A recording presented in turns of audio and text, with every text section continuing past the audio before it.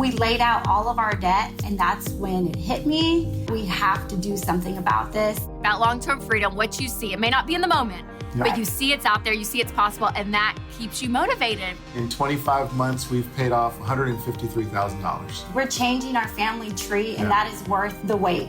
What you don't want to do is be overly emotional and then put yourself in a bad situation. Because this sets you up for your house to be a blessing, not a curse. If you hear the words, "That's not a big deal," huge red flag for me.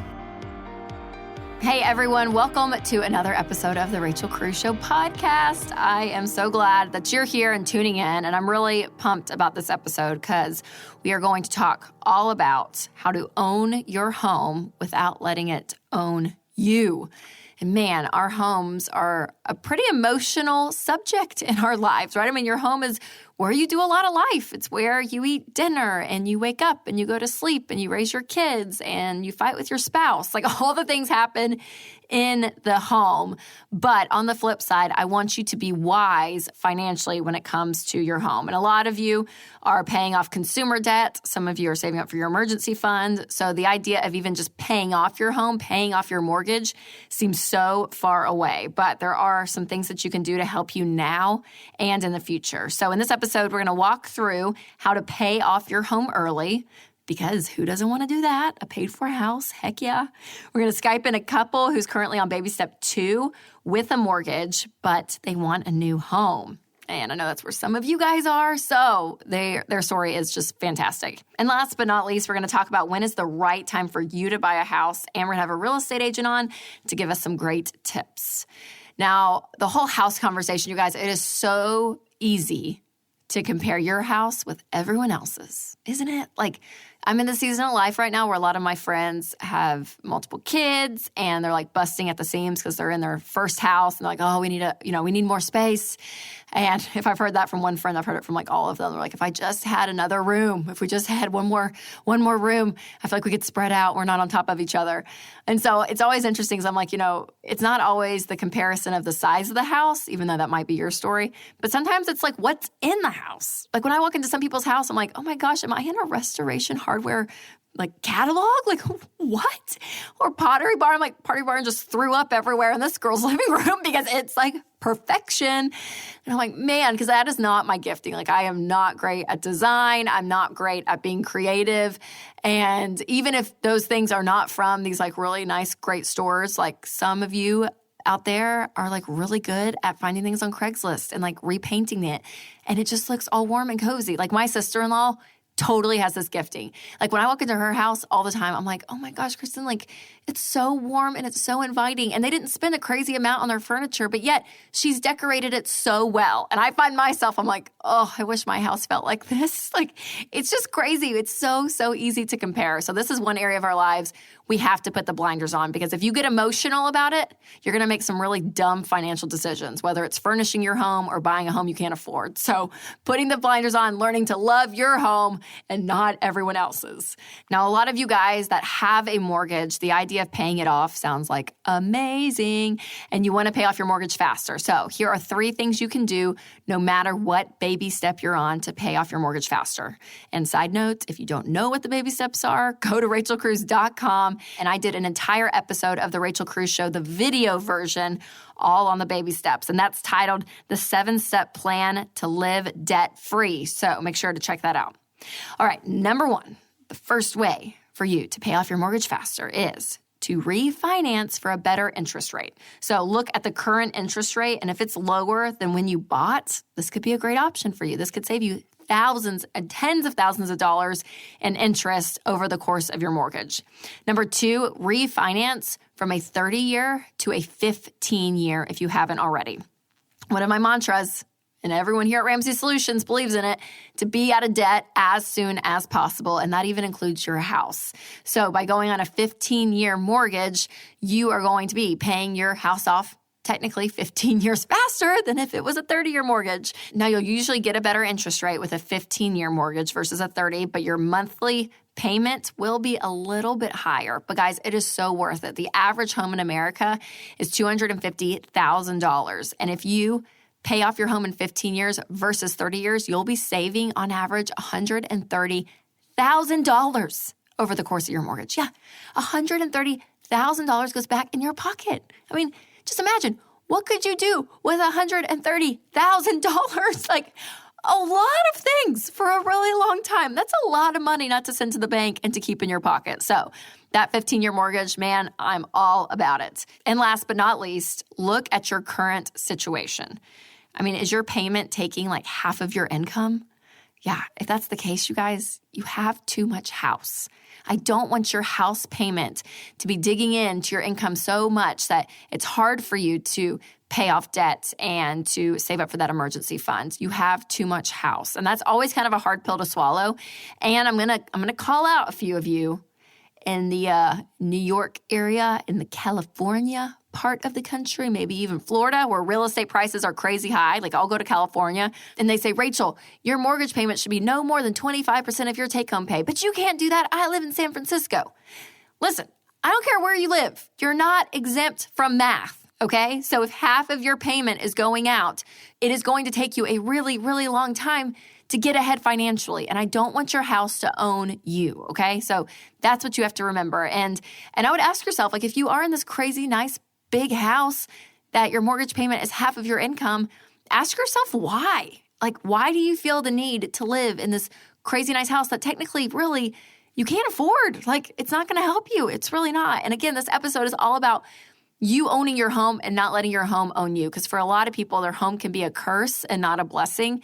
And I don't want that for you. So again, look at your current situation. And the answer might be that you might move. You might sell the home and get a house that you can afford and that your income can go to things that are going to take you further in the future, like paying off debt or investing, saving up for that emergency fund, all the above. Now, most of you are in baby step 2, so you're paying off your consumer debt, and the idea of paying off your mortgage in baby step 6 seems so far away, but stay motivated, you guys. You can do this. Now, coming up next is an amazing couple, and they are where a lot of you are. They're paying off debt, but they want to buy a new home, but they want to be wise about it. So take a listen to their story. Thank you so much for coming on and sharing your story. Thanks for having us. Yes, thank you for having us. Absolutely. Okay, so you guys are on the debt-free journey right now. You're working your way out of debt. So I want to know, how much debt did you have and how much have you paid off so far? So we started out with $169,000, and in 25 months, we've paid off $153,000. You guys, that's insane. That is absolutely insane. Thank okay, you. I want to know, like, what made you start when you had all that debt? What made you say, okay, we want to actually get out. We want to do something proactively with our money and get out of debt. What made you start that? So initially, Dave came to our church here in Houston, and he made the pitch for Financial Peace University, the class. And Rolando was pretty much all in as soon as he heard it. I was more hesitant. We both have student loans. I had almost 90,000 in student loans. So I figured I'm always going to be paying these loans anyway. Why would we sacrifice so much? All right, I'm going to interrupt here because I hear a reluctant spouse. Does anyone else? Yeah, this is one question I get all the time. Like, Rachel, what if I'm on board, but my wife isn't or my husband isn't? What do I do? So really quickly, and I'll probably do a whole episode on this because it's a big deal. It's a big question. A couple of things I always tell couples. Number one, if you're on board and your spouse isn't, explain your why. Why do you want to get out of debt? Why do you want to live on a budget? Like, why? Is it for your kids? Is it that you're stressed out and you feel like there's no security when it comes to your money? And if something were to happen, gosh, it's like you don't know what you would do and you're scared. Maybe it's about retirement and you're like, God, we're so close to retirement and just I want to be able to go and live our dreams after retirement, but will we have the money? Like, what is your why? Explain your why to your spouse. Number two, also show them visually the progress you can make, especially with paying off debt. Like, if you go ahead and list out all of your debt, smallest to largest, and show the minimum payments and then show the time frame of like, okay, if we spent, 19 months and we started with this debt and that debt and that debt, we could be completely out of debt in less than 2 years. And you actually see the progress. That's a huge step for a reluctant spouse because most of the time, especially with getting out of debt, one spouse is like, hey, we should get out of debt and never go out to eat and you should sell, your car and then it'll be great. And the other spouse is like, oh, I'm sorry. No, thank you. But if you show them the progress and the short-term sacrifice, that sometimes wins them over. But if those don't work, I always say, last but not least, bring in a third party. That's right. That could be Rachel Cruz, me, have them listen to the podcast. Maybe it's Dave Ramsey. Maybe it's a Total Money Makeover book. Maybe it's a Love Your Life, Not Theirs book. Like whatever it is, bring in a third party. And that may even mean a marriage counselor if it's really bad, seriously. But it's amazing when someone else brings the message, sometimes the spouse is willing to hear it more so than coming from you. So those are some ways to get a reluctant spouse on board. We laid out all of our debt when we got home, and that's when it hit me that we have to do something about this. Dave illustrated borrower being slave to a lender with the chains. Yeah. And that just got me whenever we laid out all of our debt. And I said, we have to do this. I'm literally working to pay my student loans. Totally. Okay, so how long will that debt-free journey be from start to finish? What do you predict? From start to finish, it'll be about 28 months. 28 months. Okay, and you guys own a home currently. We do. And so are you guys happy there? Are you itching to move? Like, where are you at in that process? So we're kind of on different sides of the fence there. We're both happy where we're at. However, I'm excited that once we're out of debt, we'd be able to save up, sell our home, and eventually purchase a larger home. She's got a different perspective on that, though. Yeah. He's the one, I guess I'm the more content one, I guess you could say. He's already like looking at homes, just for fun, he says, ready to move to a bigger house. And I'm just more content and comfortable where we are already. Yeah, so I'm curious, like, what's the biggest motivation to move? Do you feel like you're busting at the seams for a bigger home, or you just feel like, man, we could afford it and it'll be fine? Like what's the, what do you feel? I think it's both, right? So as our family grows, I'd love to grow into a bigger home. Yeah. And then again, being out of debt, not having that weighing us down, it'd be a whole lot easier to move into a bigger home because we can then afford it. Yes, totally. Okay, so the fact that you kind of have that itch and together you guys may not necessarily want the same things right this minute. Like, what keeps you from not doing it? Like, what keeps you guys paying off all your debt, saving up for a down payment? Like, what keeps you on the plan when you still have that itch to move? Well, I think starting off, it's understanding that we're so close, first of all. We're so close to being out of debt. Why jeopardize that at all right now? And then just being able to say we're free. We're debt free. We don't have any bondage now. And then again, it'll open up and free up that income. Yeah, and I agree with that. And it's also seeing the success of focusing on this, getting out of debt, how successful you are by just focusing on one thing rather than spreading your efforts out. And then just remembering why we're doing this. We have 2 little ones. So knowing like Dave says, we're changing our family tree, and that is worth the wait for us. So good. I mean, that's like just the classic example of like that long-term goal, like that long-term freedom, what you see. It may not be in the moment, but you see it's out there, you see it's possible, and that keeps you motivated, which I think is just so important. So what would you say to someone watching, and maybe they have $85,000 in debt, and they're like, man, I think I'm going to start this journey, but like, oh, I hate my house. Like, I hate the carpet in it. I hate the paint. Like, I want a different floor plan. And they just want to move right now with all that consumer debt. What would you say? I'd say just wait. It'll be worth the wait. And again, because you'll be able to use the income that instead of paying towards debt, you'll be able to throw it at a house. You'll be able to possibly afford the home of your dreams instead of having to settle for something less. I agree that it's worth, it would be worth the wait. And you have to learn I guess my big word is just being content and be happy for what you do have, work at this current goal, and know that in the future, those all will be possibilities if you don't have this debt weighing you down. And like you said, you'll have even more options available to you. Oh, I love that. Right, because it's not like you're never going to be able to have the nice home, right? Exactly. It just may be putting things in place for you to enjoy that home so much more than right now. So I think that's such good advice, you guys, and you're killing it. I mean, you guys are like doing like crazy stuff right now, paying off all that debt. You're sacrificing, putting some of your wants aside for the moment, but absolutely, absolutely incredible. And you're exactly right what you said earlier, Emma. You are changing your family tree. Thank you for having us. So much. Appreciate it. couples like that, to me, they are just so inspiring. They really are. I mean, they are doing what's best for their family in the long term, even though it might be sacrificing some things that they want in the present. But gosh, it is. Like we said earlier, it's so worth it. It really is, you guys. And the house, whole conversation, it's a huge conversation to have. Financially, it's one of the biggest purchases most of you are ever going to make in your lifetime. And so you want to be really, really wise with it. And the important thing is to be able to be out of debt, have that emergency fund, because that gives you such a solid foundation financially to go then and save up for a down payment on a home. It can get really, really tough if you go and add on a mortgage to more debt that you have, and if you don't have savings, because houses are expensive and things break. So it is important to be in a good spot financially before you purchase that home. All right, next up is a real estate agent here locally in Nashville. His name is Alex, and he came on the show to give us some really great tips when it comes to home buying, some things to think about, some red flags, all the above. So here's our conversation. Well, thanks, Alex, so much for coming on, sharing Rachel. your wisdom. Glad to be here. So appreciate it. All right, you guys. So when you're looking to buy a home, here are 3 things to remember when it comes to your money to know that you are ready to buy that home. First and foremost, I want you completely out of debt and a fully funded emergency fund of 3 to 6 months of expenses in the bank. So this is great because this sets you up for your house to be a blessing, not a curse. And Alex, you know that, but it is. It's so key. So key to be out of debt and have that emergency fund. That's right.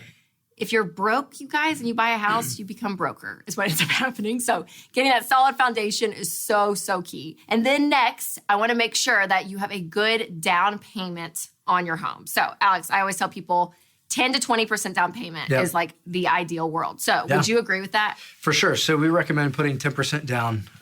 By doing that, keep in mind, these folks are working towards ultimately getting the home paid off. Yes. Right. And so if somebody says, hey, can I get a loan and put nothing down? They are out there. Those are options. It's just not consistent with where we're trying to go. And so the other thing is that nobody plans to lose their job. Nobody plans to buy a home and have to relocate 30 days later. Yep. And it doesn't happen often, but it does happen. It happens, guys. Yes.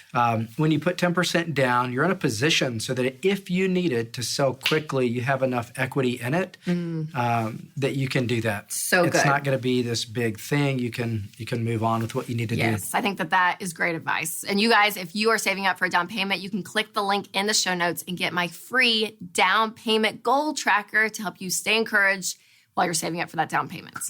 And then last but not least, when you're taking out your mortgage, make sure to get a 15-year fixed rate and that your payment is no more than 25% of your take-home pay. So that's key. All right, Alex, you've been doing this for how long? How long have you been selling homes and helping people buy homes? 6 weeks now. No, I literally was like, you're really good at this. 12 years. 12 years. Okay. Yeah. So what are some things that people should be looking for when they're going to buy a home? There's a couple of assumptions. I'm assuming they've gone through the first 3 baby steps. They're set up with their emergency fund. Yep. The first thing I would do would be encourage them to remember what got them here, right? So patience. They're working a plan. Yeah. And they've had discipline. Yes. And so what you don't want to do is throw all those things out, get into the process, be overly emotional, and then put yourself in a bad situation. So now that we have the right mindset, then we're going to work on 3 things before we go shopping. The first thing is getting really clear on a budget. We know what you all recommend with, having a mortgage with HOAs and taxes no more than 25% of your take home. Yep. But that doesn't mean they're clear on their budget. So they need to get clear on their budget first. It's good. The second thing would be a wish list, and not just a wish list, but prioritizing your wish list. So a lot of us can come up with, maybe the top 10 things, and we think that every home or the right home is going to have all these things. And the truth is, there's a little bit of give and take, right? And so that is going to be kind of our self-guide to say, hey, these are the things that are most meaningful to me. And some of those may be non-negotiable, and others may be strong preferences. But that's going to be really helpful for somebody starting out. I don't know that I've ever seen a couple buying a home that started out on the same page. We're talking of about what they wanted in a house. What they wanted. Yes. Right. The guy's like, give me a big old grill in the back. And she's like, I just need a good closet. Like, yeah. I'm sure 2 totally different priorities. That's right. And so just using that exercise also helps them to move towards getting on the same page. And so that's a natural process. It's love also that. helpful to the agent to just know those priorities. Let's not look at, these homes over here that don't have the things that are most meaningful to you. Yes. Right. And those non-negotiables, I think, are so important because, I think about for instance, it could be a yard, right? Yeah. Like you're like, I don't want a 0 lot line. Like we want a yard. Yep. And what it does is it just starts narrowing down what you want. And those big priorities, those non-negotiables, you're still going to have options, but it's not like this whole world of houses and it's so overwhelming. It does narrow it down and it helps you be wise in those decisions. So I think right. that's so smart. Yep. The third thing is going to be choosing an agent, hiring an agent. We recommend reaching out to an endorsed local provider in your area for real estate services. And when you're looking for an agent, when you're interviewing those agents, we recommend interviewing, anywhere from 2, 3, however many it takes to be comfortable. That's the key. And so what you're looking for, we recommend connecting with somebody. We're all different. You're spending a lot of time with this person, and so you want to connect with them. You want to find somebody with the heart of a teacher. ELPs should have that, and that's going to come in really handy. And the third thing is going to be finding somebody that you're comfortable with, and you're probably going to be comfortable with them because you trust them. Yes. And not Trust is huge not a in this blind process. trust, like you're the expert, I don't know what I'm doing. But we're partnering together, and I'm trusting you to guide me. I'm trusting that you're going to be patient with me to answer questions that I have, right? If red flags pop up or whatever it may be, I'm trusting that you're looking out for me and that you're giving me really good advice. So after all that, you're ready to go shopping. So good. Such good tips. Okay, so I want to know some red flags. Okay. Some things when someone walks in a home that they have to just run out the back door and you're like, get out of there, don't do it. Like, what are the big red flags to look for? Just throughout the process, okay? So we're assuming that you're working with an agent that is an ELP and that you trust them and that you're comfortable with them. But if you hear the words, I was thinking about this, if you hear the words coming out of anybody, all right? I can't wait. Of that's not a big deal, and then they want to keep moving on, huge red flag for me. So good. And it may or may not be. Yes. But they're not taking the time to explain it. Yeah, and these in with folks you. should expect that they take the time to explain it to the point that they are comfortable making their own decision to move forward or not. So good. Oh, I love that. Oh, guys, there's so much in this. Yeah, for real though. Yeah. Such great advice, Alex. Thank you. And I know you guys probably learned a ton. So seriously, thanks so much for coming on. Yeah, my pleasure. All right, so if you're getting ready to buy or sell a home, seriously, check out one of our endorsed local providers. You can click the link in the show notes and get an agent in your area that you can trust. Oh, what a fun episode. I wish we were all in a house together listening to this because, again, your home is a huge part of your life. And I want you guys just to be wise about it when it comes to your finances and your heart about being content with where you are. Such important stuff. Well, I hope you enjoyed listening. Make sure to hit that subscribe button. I'm learning in this podcast world, that's a big deal. It is. So you can do that. If you feel led to leave a review, you're welcome to do that as well. And make sure to check out the video version of The Rachel Cruze Show. That's on YouTube and Facebook.